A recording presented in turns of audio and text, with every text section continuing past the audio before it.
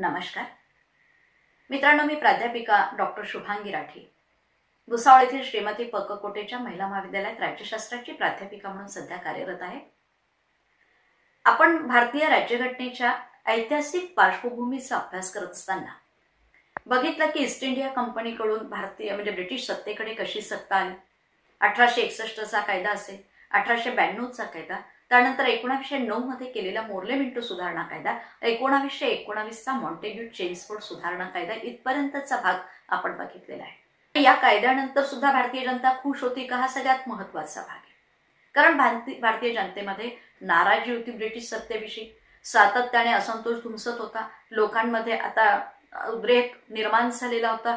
कोणत्याही परिस्थितीमध्ये आपल्याला स्वराज्य पाहिजे अशा प्रकारचा विचार भारतीय जनतेच्या मनात निर्माण झालेला होता.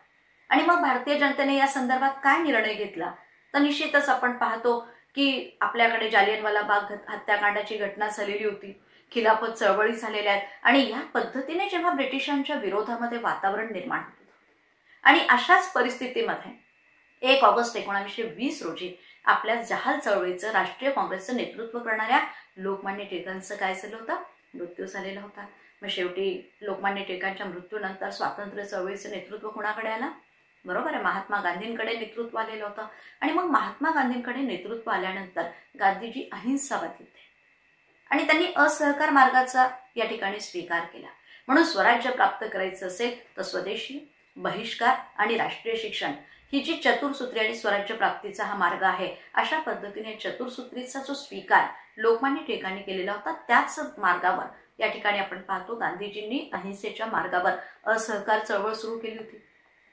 मग असहकार चळवळीच्या माध्यमातून ब्रिटिशांना सातत्याने विरोध होत होता. परंतु 1922 मध्ये आपण पाहतो चौरी चौरा येथील हिंसक घटना घडली. सायमन कमिशन स्थापन का करण्यात आलं असेल? काय ब्रिटिशांचा हेतू असेल? भारतीयांना सुधारणा देणं हा त्यांचा मुख्य हेतू असेल का? तर स्वाभाविकच याचं उत्तर नाही होतं, कारण इंग्लंडमध्ये कॉन्झर्वेटिव्ह पक्ष म्हणजे हुजूर पक्षाची सत्ता होती आणि हा त्यांचा कुटील डाव होता. त्याचं कारणच आहे की भारतामध्ये जर आपली सत्ता प्रस्थापित करायची असेल तर मजूर पक्षाचं वर्चस्व वाढेल आणि या दृष्टिकोनातून कन्झर्वेटिव्ह पक्षाने घेतलेला हा निर्णय आहे. 2 वर्ष अगोदरच त्यांनी हा आयोग नेमण्याचा निर्णय या ठिकाणी घेतलेला आपण पाहतो. सगळ्या परिस्थितीचा जर विचार केला तर इथे आपल्या भारतीय परिस्थितीच्या संदर्भात ब्रिटिशांना विचार करणं स्वाभाविक होतं. कारण भारतीय परिस्थितीचा जर विचार केला नाही तर उद्या आपल्याला इथनं सत्ता गमवावी लागेल या भीतीतून या ठिकाणी त्यांना पुन्हा एकदा विचार करणं ब्रिटिशांना स्वाभाविक झालं. वास्तविक 1919च्या मॉन्टेग्यू चेम्सफोर्ड सुधारणा कायद्यामध्येच काय तरतूद केली होती की 10 वर्षानंतर आम्ही पुन्हा कितपत अंमलबजावणी झाली याचा अभ्यास करण्यासाठी आयोग नेमणार आहे. पण मित्रांनो, 10 वर्षानंतर नेमणाऱ्या आयोगाच्या आधीच आपण पाहतो की आपल्या भारतामध्ये सायमन कमिशन स्थापन करण्यात आलं. इंग्लंडमध्ये ही घोषणा जर कोणी केली असेल तर इंग्लंडचे त्यावेळेसचे पंतप्रधान कोण होते माहितीये? बॉल्डविन. आणि यांनी ही घोषणा तिथल्या संसदेमध्ये म्हणजे तिथल्या पार्लमेंटमध्ये केली आणि तो घोषणेचा दिवस आहे 8 नोव्हेंबर 1927 रोजी. म्हणजे 2 वर्ष आधीच सायमन कमिशनच्या संदर्भातली घोषणा इंग्लंडच्या पंतप्रधान बॉल्डविन यांनी केलेली होती. कारणच मुळात असं होतं की त्यावेळी इंग्लंडमध्ये सार्वत्रिक निवडणुका होणार होत्या आणि या सार्वत्रिक निवडणुकीमध्ये मजूर पक्ष विजयी होणार अशा प्रकारचा अंदाज त्या ठिकाणी व्यक्त केला जात. मग आता विजयी जर मजूर पक्ष झाला तर निश्चितच आपण पाहतो की कन्झर्वेटिव्ह पक्ष म्हणजे हुजूर पक्षाला भीती वाटणं स्वाभाविक होतं आणि मग कुठेतरी आपल्या भारताची सहानुभूती प्राप्त करण्याची आहे ना, सहानुभूती प्राप्त करणं आवश्यक होतं. म्हणून सहानुभूती प्राप्त करण्याच्या हेतूने या ठिकाणी आपण पाहतो की ब्रिटिशांनी आपल्या भारतामध्ये 2 वर्ष अगोदरच सायमन कमिशन पाठवण्याच्या संदर्भात निर्णय घेतला. साहजिकच ही भीती हुजूर पक्षाला का वाटली? कारण मजूर पक्ष जर उद्या सत्तेवर आला आणि मजूर पक्ष सत्तेवर आला आणि त्यांनी भारतीय समितीला म्हणजे आपल्या भारताला जर जास्तीचे अधिकार देऊन टाकले, अवास्तव काही त्यांच्या शिफारशी मान्य केल्या तर नंतर मात्र संभाव्य धोका आपल्या देशाला होऊ शकतो अशी भीती इंग्लंडचे पंतप्रधान कोण? बॉल्डविन यांच्या मनामध्ये निर्माण झाली होती. म्हणून बॉल्डविनच्या मंत्रिमंडळाने म्हणजे बॉल्डविन पंतप्रधान आणि त्यांच्या मंत्रिमंडळाने हा आयोग स्थापन करण्याचा निर्णय घेतला. मित्रांनो, अशा प्रकारे सायमन कमिशन का स्थापन करण्यात आलं? कारण सार्वत्रिक निवडणुकीच्या भीतीपोटी. आता या आयोगाचं अध्यक्षपद कुणाकडे होतं? तर मित्रांनो, निश्चितच सायमन या शब्दावरूनच आपल्या लक्षात आलं असेल, कारण ज्या व्यक्तीला अध्यक्षपद दिलं त्याच्या नावावरून कमिशन ओळखलं जातं. तर त्यावेळेस सायमन म्हणजे सर जॉन सायमन यांच्या अध्यक्षतेखाली हे कमिशन नेमण्यात आलं. आता या कमिशनमध्ये किती सदस्य होते, तर इथे याच्यामध्ये 7 सदस्यीय ही समिती होती. आता या सदस्यांमध्ये वेगवेगळ्या पक्षांच्या सदस्यांची नेमणूक केलेली होती. त्यामध्ये 4 जे पक्ष आहे ना सदस्य, हे कन्झर्वेटिव्ह पक्षाच्या म्हणजे हुजूर पक्षाचे होते. 2 जे आहेत ना ते मजूर पक्षाचे होते आणि 1 लिबरल पक्षाचा. अशा पद्धतीने 7 सदस्य म्हणजे कन्झर्वेटिव्ह पक्षाने स्वतःकडे बहुमत सिद्ध करण्याच्या दृष्टिकोनातून 4 जागा ठेवल्या आणि 2 जागा ह्या कोणाला दिल्या, मजूर पक्षाला दिल्या आणि 1 जागा ही लिबरल पक्षाला म्हणजे उदारमतवादी पक्षाला दिली. अशा प्रकारे 7 सदस्य असलेली ही सायमन कमिशन या ठिकाणी नेमण्यात आलेलं होतं. आता हा आयोग आपल्या भारतात येणार आणि या भारतात येणाऱ्या आयोगाने काय केलं पाहिजे, कोणत्या पद्धतीची कार्यपद्धती अवलंबली पाहिजे, याच्या स्पष्ट सूचना ब्रिटिश गव्हर्नमेंटने या आयोगाला दिलेल्या होत्या. आता मित्रांनो, यांना काय सूचना दिल्या होत्या तर ते लक्षात घ्या. यांनी म्हणजे ब्रिटिश गव्हर्नमेंटने यांना सूचना दिल्या होत्या की केंद्रीय कायदेमंडळामध्ये जे लोकनिर्वाचित भारतीय सदस्य आहेत, लोकनिर्वाचित म्हणजे लोकांनी निवडून दिलेले जे भारतीय सदस्य आहेत, त्यांना तुम्ही बोलवा. म्हणजे त्यांची एक समिती गठीत करा, एक प्रतिनिधी समिती गठीत करावी. मग केंद्राप्रमाणेच राज्यामध्ये सुद्धा आपण पाहिलं की द्विदल शासनाच्या संदर्भात त्यांनी जो विचार केला होता, मग या दृष्टिकोनातून प्रांतामध्ये सुद्धा लोकनिर्वाचित सदस्यांची एक समिती गठीत करावी. या समितीला या आयोगाने भेट द्यावी, त्यांच्याशी चर्चा करावी, त्यांच्या आपल्या शासन पद्धतीविषयी काय मतं आहेत, मग त्यांना राजकीय अधिकाऱ्यांच्या त्यांच्या कोणकोणत्या मागण्या आहेत हे जाणून घेण्याचा प्रयत्न कुणी करायला पाहिजे, सायमन कमिशनने. म्हणजे अशा प्रकारे लोकांना चर्चा करून आपल्या भारतामध्ये आम्ही सुधारणा देण्यासाठी आलेलो आहोत, तुमचं काय म्हणणं आहे, अशा पद्धतीने लोकांना खुश ठेवण्याचा प्रयत्न सायमन कमिशनने करावा. अशा प्रकारची या ठिकाणी विचारसरणी घेऊनच हे सायमन कमिशन भारतात येणार होतं, कारण तशा सूचनाही त्यांना दिल्या गेल्या होत्या. हे सायमन कमिशन नियुक्त झालेलं आहे. आता नियुक्त केल्यानंतर आपण पाहतो की आता भारतीय लोकांना आनंद होणार असं त्यांना अपेक्षित असेल, परंतु भारतीय लोक आधीपासूनच ब्रिटिशांवर नाराज होते.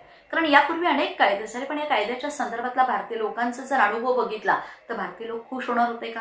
अजिबात नाही. कारण भारतीय लोकांना त्यांचा हा योग अजिबात मान्य नव्हता आणि त्याचं सगळ्यात महत्वाचं कारण असं होतं की या आयोगामध्ये एकही भारतीय व्यक्ती होता का? नाही. मग जर भारतीय व्यक्तीला या प्रतिनिधी म्हणजे सायमन कमिशन मध्ये न घेता हे कमिशन आमच्या सुधारण्यासाठी येत आहे, हे अजिबात आम्हाला आवडलेलं नव्हतं. म्हणून इथे आम्ही बहिष्कार टाकण्याचा प्रयत्न केला. भारताचं भविष्य ठरवण्याचा अधिकार जर ब्रिटिश सरकारच्या सदस्यांना आहे, मग आमचे प्रश्न त्यांना खऱ्या अर्थाने माहिती आहे का? आणि म्हणून आम्हाला भारतीयांचा एकही प्रतिनिधी जर नसेल तर ह्या सायमन कमिशनवर आम्ही बहिष्कार टाकतो, आम्हाला हे कमिशन मान्य नाही. म्हणून आपल्या भारतातनं त्याला सातत्याने काय होत होता, विरोध होत होता. मग याचं समर्थन करणं गरजेचं होतं की आम्ही भारतीय समितीतला एकही सदस्य यात का नाही घेतलं, याचं समर्थन ब्रिटिश गव्हर्नमेंटला करणं गरजेचं होतं. मग तेव्हा भारताच्या शासन पद्धतीची आम्हाला वस्तुनिष्ठ पाहणी करायची, म्हणजे जी सत्यता आहे ती जाणून घ्यायची आहे. आणि हे जाणून घेण्यासाठी जर आम्ही भारतीय लोकांना याच्यामध्ये घेतलं असतं तर आम्हाला वस्तुनिष्ठता प्राप्त होऊ शकली नसती. म्हणून आम्ही भारतातील कोणताही प्रतिनिधी किंवा कोणताही भारतामध्ये असलेला ब्रिटिश अधिकारी याच्यामध्ये घेतलेला नाही, जेणेकरून वस्तुनिष्ठ पद्धतीने भारतीय परिस्थितीची आम्ही पाहणी करू शकू. अशा पद्धतीचं समर्थन त्या काळात कोणी केलं होतं माहितीये? त्यावेळेसचे गव्हर्नर जनरल कोण होते? लॉर्ड आयर्विन यांनी केलेलं होतं. हा जो विचार होता हा आम्हाला पटलेला नव्हता. मग आमच्या भारतामधनं याला सातत्याने विरोध होत होता.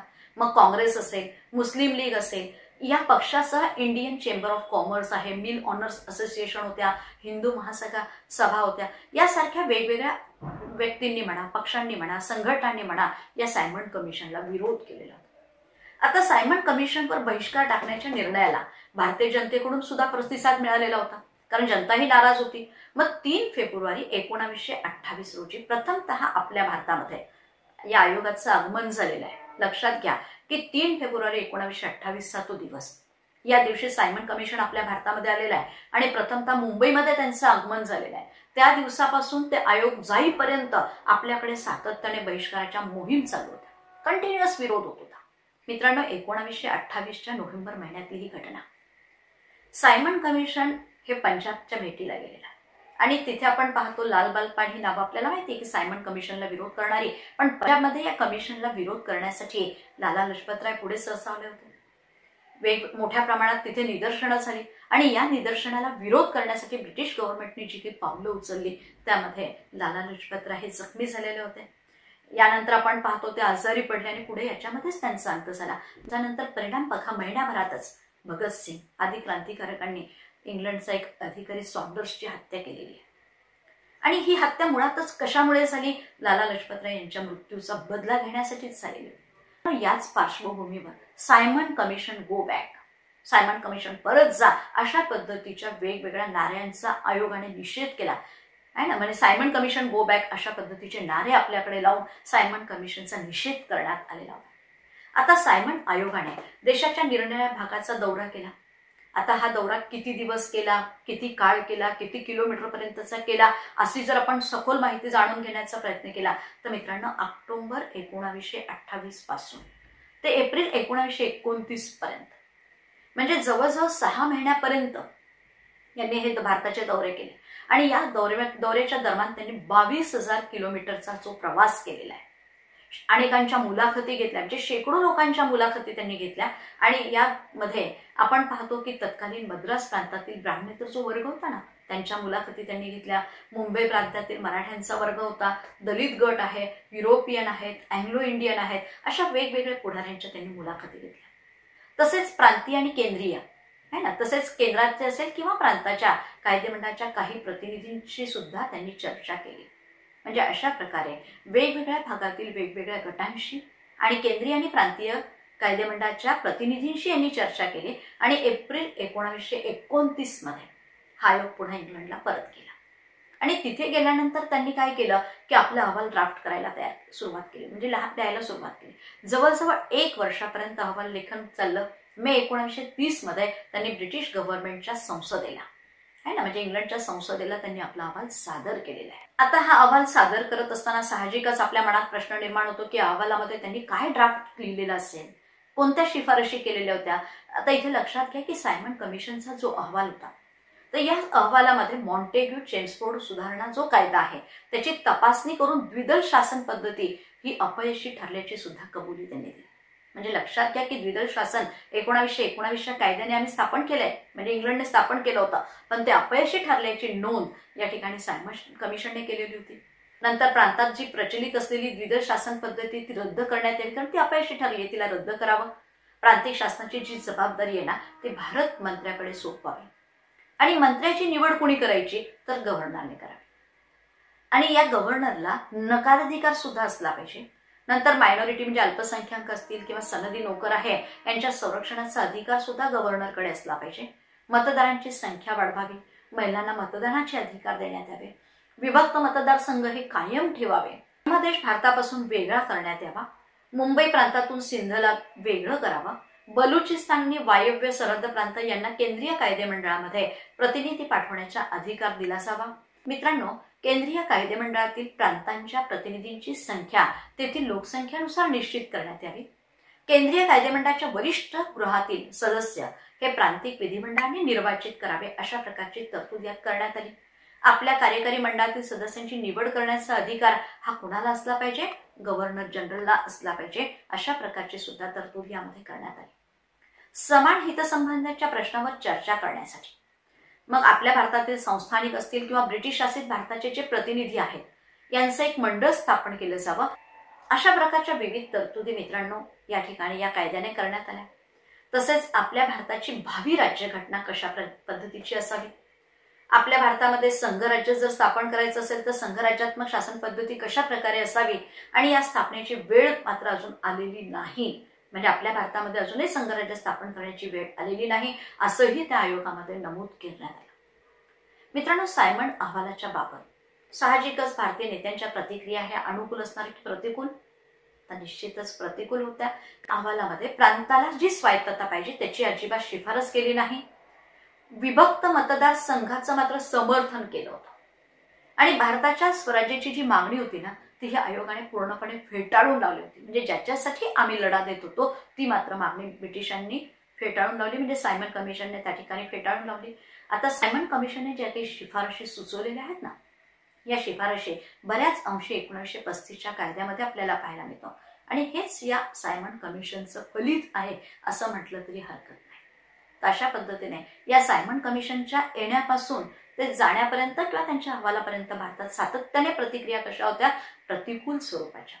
त्याला कारणच आहे हे सायमन कमिशन आमच्या हितासाठी आलं होतं का? नाही, ते ब्रिटिशांचं हित विचारात घेऊन आलं होतं. इथे पुन्हा विभक्त मतदारसंघाची मागणी असेल किंवा आमच्या प्रांताला दिलेली स्वायत्तता आहे ती रद्द करण्याची मागणी असेल, ब्रह्मदेशाला बाहेर काढण्याचा विचार असेल, पंजाबपासून सिंध वेगळा करण्याचा विषय असेल, अशा प्रकारे मित्रांनो सायमन कमिशनला आपल्या भारतामध्ये सुरुवातीपासूनच विरोध झालेला. अशा प्रकारे सायमन कमिशन येण्यापासून ते सायमन कमिशन गेल्यापर्यंत आणि त्यांनी दिलेल्या शिफारशी ज्या आहेत त्याला आपल्या भारतातून विरोध झालेला आहे.